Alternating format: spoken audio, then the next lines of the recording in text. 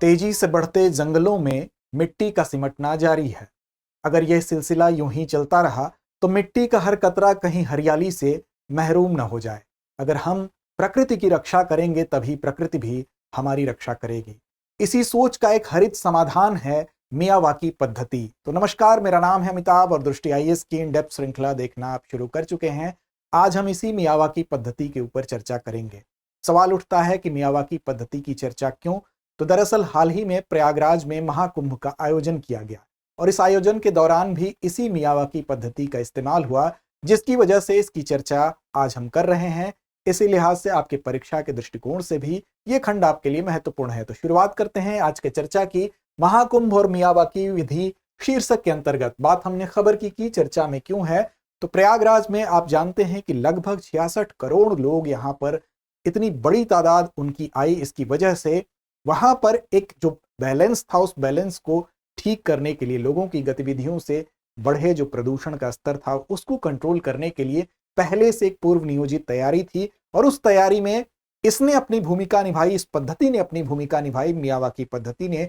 इसलिए आज इसकी चर्चा यहाँ प्रासंगिक है। तो उसकी हम बात करेंगे, समझेंगे क्या होती है ये पद्धति, क्या होती है ये मियावाकी विधि, इसके अलावा इसके लाभ क्या हैं, इसकी चुनौतियां क्या हैं, इन पक्षों पर भी हम ध्यान देंगे। अंत में अभ्यास प्रश्न होगा पीवाईक्यू के लिहाज से। जो वस्तुनिष्ठ प्रश्न है उसके महत्वपूर्ण अंश को देखते हुए एक वस्तुनिष्ठ प्रश्न की जो हमारी परिपाटी है वो आपके जिम्मे हम छोड़ेंगे और एक मुख्य परीक्षा के लिहाज से भी प्रश्न होगा।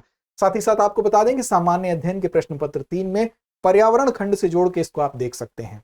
आप जानते हैं महाकुंभ 2025 का जो आयोजन था, अपने आप में इसने कई कीर्तिमान स्थापित किए। उन्हीं में एक कीर्तिमान था, यहाँ पर रिकॉर्ड स्तर पर लोग गए और यहाँ पर इतने बड़े लोगों की तादाद का जो आवागमन था उसके परिणाम को पहले से एक अनुमान था उसको लेके। इसी वजह से पहले से इस बात की तैयारी थी कि शहर को स्वच्छ और हरा भरा बनाने का जो प्रयास है उसको अगर पूर्व नियोजित प्रयास नहीं होगा तो वहां पर हम कहीं ना कहीं प्रकृति के साथ हम एक असंतुलन की स्थिति पैदा करेंगे। इसीलिए इस पद्धति का इस्तेमाल यहाँ पर किया गया। सरकार ने मियावाकी विधि का प्रयोग करते हुए इस यहाँ पर अपना इसका जो है हम कह सकते हैं जो रिजल्ट है वो अब क्या रहा, इसको आगे हम देखेंगे, उसकी भी हम चर्चा करेंगे।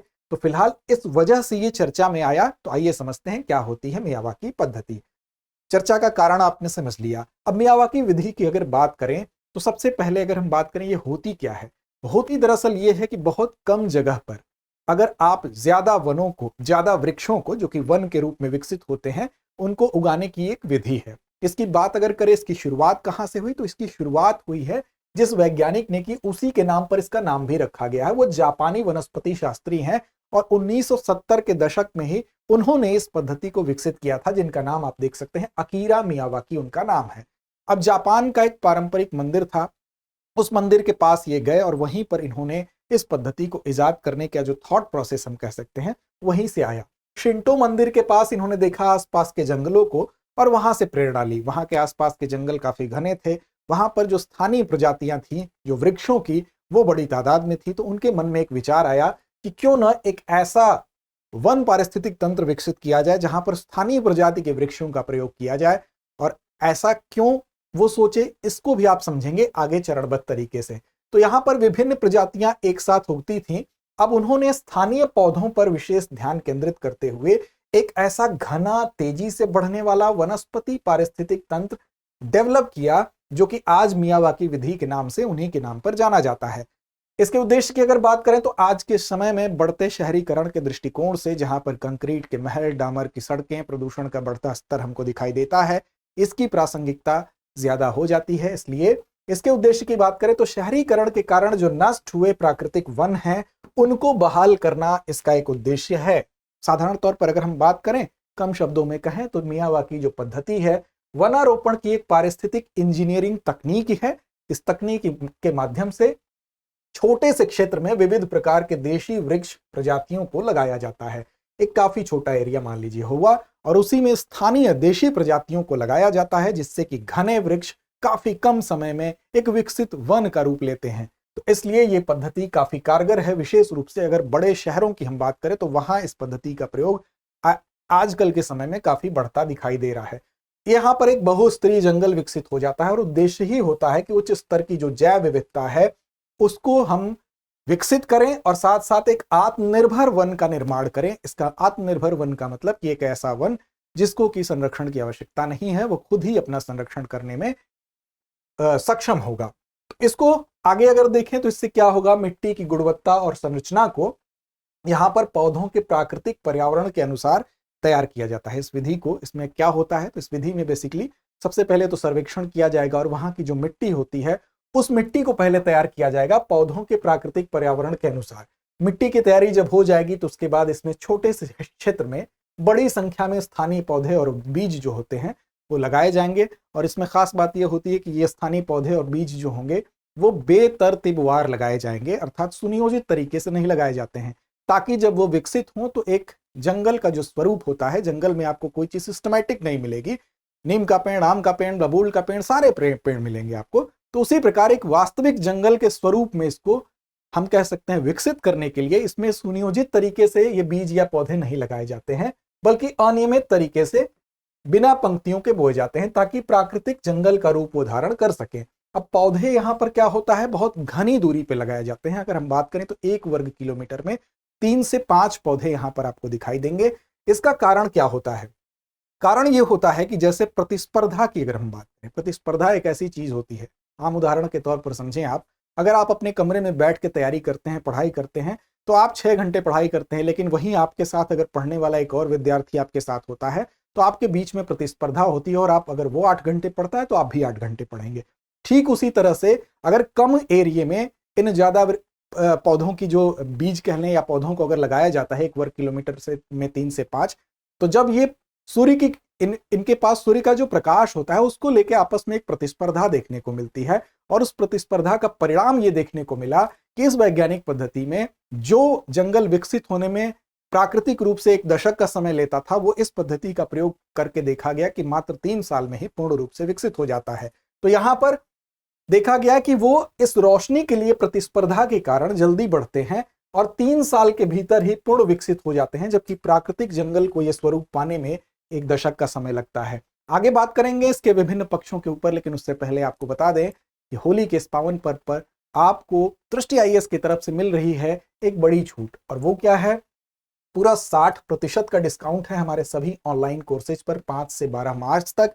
साथ ही साथ बुक्स और टेस्ट सीरीज पर भी 40% की छूट है। और सबसे बड़ी बात कि आईएसजीएस फाउंडेशन कोर्स जो है प्रीलिम्स मेंस का ऑनलाइन कोर्स है, हिंदी और अंग्रेजी दोनों माध्यमों में, इस पर भी 60% का डिस्काउंट आपको मिल रहा है। 5 से 12 मार्च इसकी अवधि है। इसके लिए आपको दृष्टि लर्निंग ऐप को डाउनलोड करना होगा। साथ ही साथ विस्तार से जानकारी के लिए आपको 8750187501 नंबर पर कॉल करके आप जानकारी हासिल कर सकते हैं। अब देखिए इस पद्धति के लाभ क्या हैं, लाभ पर चर्चा करते हैं। अगर इसके लाभ की बात करें तो शहरी क्षेत्रों के लिए बहुत ज्यादा उपयोगी है, क्योंकि शहरी क्षेत्रों में वनों का सर्वाधिक विनाश हुआ है, शहरी क्षेत्रों में भूमि की कमी है। ऐसी दशा में अगर कम जगह पर ज्यादा वृक्षों की संख्या होगी तो वो शहरों के लिए ज्यादा उपयोगिता उसकी होगी। तो देखिए ये तकनीकी कम जगह में अधिक पौधे उगाने की अनुमति देती है। तो जो पारंपरिक वृक्षारोपण है, अगर उससे इसको कंपेयर करेंगे तो आपको दिखाई देगा कि यहाँ पर जो पारंपरिक वृक्षारोपण था उससे 30 गुना अधिक ये घना होता है। तो कम क्षेत्र में ज्यादा वन होने से इसकी जो गुणवत्ता होती है वो भी ज्यादा हो जाएगी। तो ऐसी दिशा में शहरों के लिहाज से बहुत उपयोगी है जहां पर भूमि की कमी है। इसके अलावा कम रखरखाव की भी जरूरत होती है अगर प्रारंभिक देखभाल का जो चरण है उसको हटा दिया जाए, क्योंकि प्रारंभिक 3 साल इसके रखरखाव और देखभाल में ज्यादा आवश्यकता होती है केयर करने की। लेकिन उसके बाद अगर देखेंगे तो ये वन कैसे होते हैं, सेल्फ सस्टेनिंग होती हैं, अर्थात आत्मनिर्भर होते हैं, किसी भी प्रकार की देखभाल की आवश्यकता नहीं पड़ती है। इसके अलावा कार्बन उत्सर्जन को कम करने में भी सहायक हैं। कार्बन उत्सर्जन कम करने में कैसे सहायक हैं, तो दरअसल ये जो कार्बन डाइऑक्साइड होता है उसको ये अवशोषित करते हैं वन, और प्रदूषण का लेवल जो कि शहरों की एक बड़ी समस्या है उसको कम करने में ये योगदान देते हैं। तो शहरों के लिहाज से भी ये काफी इंपॉर्टेंट हो गया। और एकल फसल वृक्षारोपण से जब तुलना करेंगे, जहां पर एक हम कह सकते हैं कोई एक, मान लीजिए सागौन के आपने वृक्ष लगाए, तो सागौन का अगर केवल वृक्ष है और उससे जब मियावाकी मेथड के जो वन है उससे जब आप तुलना करेंगे तो उसकी तुलना में कार्बन डाइऑक्साइड का जो अवशोषण होता है वो भी 30 गुना बेहतर है। तो इस लिहाज से भी ये काफी उपयोगी हैं। इसके अलावा 30 गुना तक बेहतर शोर और धूल में भी कमी दिखाई देती है। तो सिर्फ और सिर्फ कार्बन डाइऑक्साइड का अवशोषण ही नहीं करते बल्कि शोर के स्तर को कम करते हैं, धूल के स्तर को कम करते हैं। तो वायु प्रदूषण में भी, ध्वनि प्रदूषण में भी इनकी भूमिका यहां से पता चलती है। फिर स्थानीय जलवायु सुधारने में मददगार होता है। कैसे? क्योंकि जहां पर ये लगाए जाते हैं वहां पर स्थानीय तापमान का ये संतुलन करते हैं। विशेष रूप से संतुलन इस प्रकार होता है क्योंकि इसमें घनी हरियाली होती है और ये वाष्पोत्सर्जन के कारण वहां का जो वातावरण होता है उसको हम कह सकते हैं 3 से 4 डिग्री सेल्सियस तक ठंडा रखते हैं। इसके अलावा हीट आइलैंड के रूप में जो एक हीट आइलैंड इफेक्ट दिखाई देता है शहरों में, जब आप गांव से शहर की तरफ जाएंगे तो शहरों का टेम्परेचर ज्यादा दिखाई देता है, कंक्रीट के महलों के कारण, डामर की सड़कों के कारण, विशेष रूप से प्रदूषण के स्तर के कारण, उद्योगों के कारण। और उस हीट आइलैंड की वजह से जो शहरों का तापमान है आसपास के ग्रामीण क्षेत्र की तुलना में ज्यादा होता है। एक तरफ जहां इन सारी चीजों का लेवल ज्यादा है वहीं पर शहरों में हम कह सकते हैं कृषि भूमि का भी ह्रास होता है। इसके अलावा जो पेड़ों की कमी है वो भी शहरों में लगातार पेड़ों की कटाई के कारण जो पूरा का पूरा शहर होता है वो एक हीट आइलैंड में कन्वर्ट हो जाता है। तो इसी को हीट आइलैंड इफेक्ट कहा जाता है। तो अगर मियावाकी वन जो है इस इफेक्ट को भी कम करने में सहायक होते हैं, तो इस लिहाज से भी ये काफी महत्वपूर्ण है। अब सवाल इनके महत्व के साथ साथ ये भी है, दूसरा पक्ष भी है, इसके लिए कुछ चुनौतियां भी हैं। एक तरफ जहां इसकी सारी अच्छाइयों से आप वाकिफ हुए, बात हम चुनौतियों पर भी करेंगे। तो देखिए चुनौतियां क्या है, तो अधिक निवेश की, इसका मतलब इन्वेस्टमेंट की आवश्यकता शुरुआती चरण में इसमें ज्यादा पड़ती है और संसाधनों की भी आवश्यकता ज्यादा होती है। देखिए शुरुआत में अगर हम बात करें तो वो चाहे बीजों का चयन हम सबसे पहले करते हैं, बीजों का चयन से पहले सर्वेक्षण करते हैं, फिर उसके बाद 2-3 पत्तियां छोटे गमले में, जब 2-3 पत्तियां आ जाती हैं तो छोटे गमले में शिफ्ट किया जाता है। फिर पौधे की जड़ जब मजबूत होने लगती है तो उसके बाद हम कंट्रोल शेडिंग की व्यवस्था करते हैं, मतलब नियंत्रित छायांकन की व्यवस्था करते हैं। अब इसमें क्या होता है, तो सूर्य का जो तापमान है या सूर्य की जो रोशनी है उस रोशनी में 60% कटौती करके एक जाल लगाते हैं हम, और उसके बाद 1-2 महीनों तक ऐसी स्थिति में रखते हैं। फिर हम 40% सूर्य के प्रकाश की कटौती करते हैं, फिर 1-2 महीने उस कंडीशन में रखते हैं। इसके अलावा फिर हम क्या करते हैं, 1 महीने तक, 1 सप्ताह से 1 महीने तक जैसी आवश्यकता हो प्राकृतिक माहौल से अनुकूलन के लिए पौधे को रखते हैं। फिर उसके बाद इसका रोपण किया जाता है और उस रोपण के बाद प्रारंभिक देखभाल के अलावा पानी के साथ साथ आवश्यक पोषक तत्वों की भी आवश्यकता होती है। इसके बाद फिर जब 2 साल का समय बीत जाता है तब एक स्वाभाविक प्रबंधन होता है, और उस स्वाभाविक प्रबंधन में 3 साल के समय के बाद जब ये वन पूरी तरह से विकसित हो जाते हैं तब यहाँ पर किसी भी प्रकार के देखभाल की आवश्यकता नहीं पड़ती है। लेकिन जो शुरुआती ये आपका 2 साल 3 साल तक का जो समय है उसमें काफी संसाधन, काफी निवेश, इन्वेस्टमेंट की आवश्यकता पड़ती है। तो इस लिहाज से हम कहें कि शुरुआती दौर में मिट्टी तैयार करने से लेकर पौधों की देखभाल के लिए एक अच्छा खासा इन्वेस्टमेंट चाहिए और साथ साथ श्रम की लागत भी चाहिए। एक समस्या तो ये है, अगर इस पे निजात पाई जाएगी तो निस्संदेह ये पद्धति और ज्यादा बेहतर साबित हो सकती है। इसके अलावा दीर्घकालिक समाधान नहीं है ये, ऐसा कहते हैं कुछ पर्यावरणविद। कुछ पर्यावरणविद का ये कहना है कि सिर्फ ये करके हम अपनी औद्योगिक गतिविधियों में या अपने प्रदूषणकारी कृत्यों में अगर कटौती नहीं करते हैं तो सिर्फ इस पद्धति को एक स्थायी समाधान नहीं माना जा सकता है। तो दूसरा स्तर ये भी है। साथ ही साथ उनका ये कहना है कि जब तक नगरीय नियोजन ठीक नहीं होगा, संसाधनों का बेहतर तरीके से, सतत तरीके से उपयोग नहीं होगा, कचरा प्रबंधन नहीं होगा, तब तक सिर्फ ये मान लेना कि मियावाकी पद्धति एक क्रांतिकारी बदलाव ला देगी, ये संभव नहीं है। ये एक दूसरा पक्ष भी है। अगर इन दोनों चुनौतियों पर विचार किया जाए तो निस्संदेह आगे आने वाले भविष्य में इसके और बेहतर परिणाम देखे जा सकते हैं। इसके अलावा अगर एक उदाहरण के तौर पर बात की जाए तो एक नाम है रफी रामनाथ का।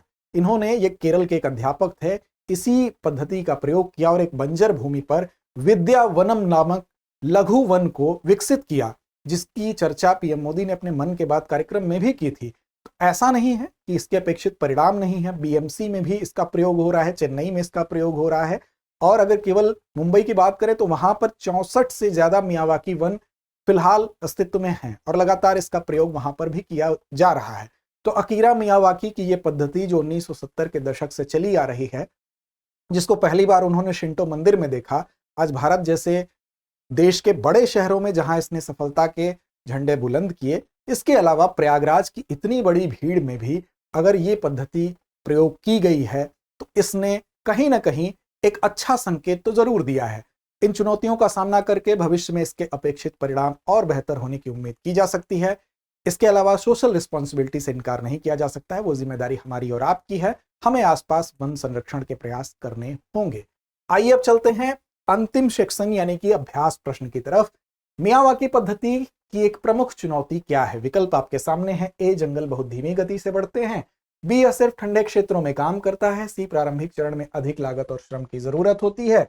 सी, यह केवल कृषि भूमि के लिए उपयुक्त है। मुख्य परीक्षा के लिहाज से भी एक प्रश्न है। मियावाकी पद्धति क्या है? इसकी विशेषताओं एवं कार्यप्रणाली की व्याख्या करते हुए मियावाकी पद्धति की प्रमुख सीमाओं पर चर्चा कीजिए। तो उम्मीद है इन दोनों ही प्रश्नों के जवाब आप जरूर देंगे, एक का अभ्यास करेंगे और वस्तुनिष्ठ प्रश्न का जवाब कमेंट बॉक्स में जरूर देंगे। तो लड़ते रहें, अपने लक्ष्य की ओर बढ़ते रहें। डियर व्यूअर्स, अपने एग्जाम की तैयारी को और बेहतर करने के लिए हमारे चैनल को लाइक, शेयर और सब्सक्राइब करना न भूलें।